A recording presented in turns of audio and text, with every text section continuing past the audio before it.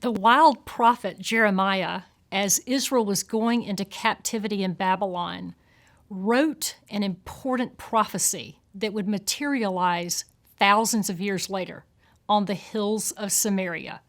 He foresaw a day when the watchman would show up. In Jeremiah 31, he speaks about, "Again you will plant vineyards on the hills of Samaria.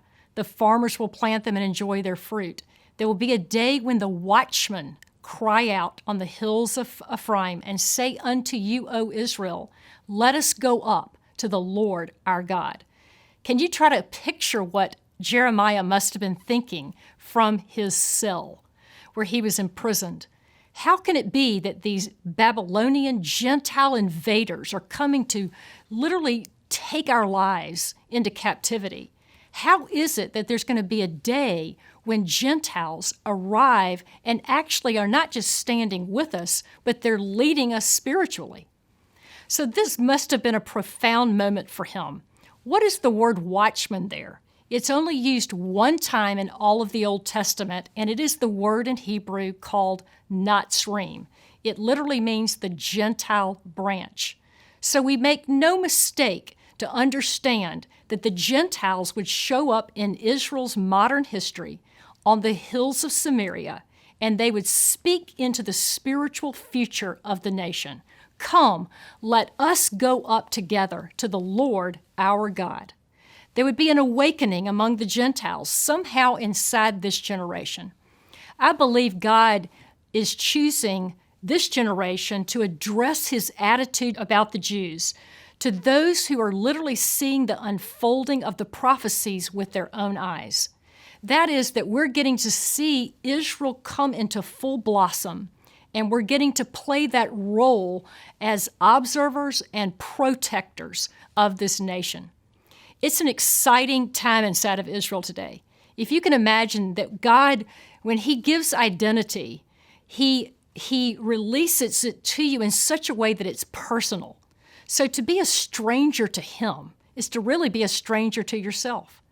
In the founding of modern Israel today, it was really came about through secular leaders on a secular premise. But today, there's been a shift, a cultural change inside the nation that I believe warrants an international prayer movement where the Gentiles come up onto the walls of Jerusalem. They stand on the hills of Samaria today.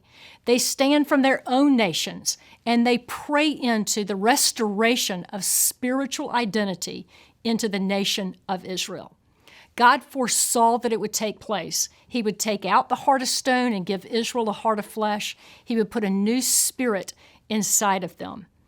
One of the most profound things happening inside the nation today, practically, is that Israel's Ministry of Education has made a national decision to bring the Bible back into the schools, not as history, but as a spiritual process that the students go through in understanding their identity as it relates to their history. If you lose your story, you lose your identity. If you know your story, you gain your identity. This is what's happening across the nation today on the military intelligence side of things, from the government levels to the civic levels. There is a restoration of spiritual identity going on inside this nation. I believe one of the greatest things that we can do as we're now inside the journey of this fast is to lift up and pray into the breakthroughs that need to occur over Israel's spiritual national life, and that there would be a recovery of this identity in every single home. I'm looking forward to these next few weeks with you and praying into this very diligently, understanding who we are today as watchmen, standing literally on the hills of Samaria or standing in our nation and calling forth Israel's spiritual future.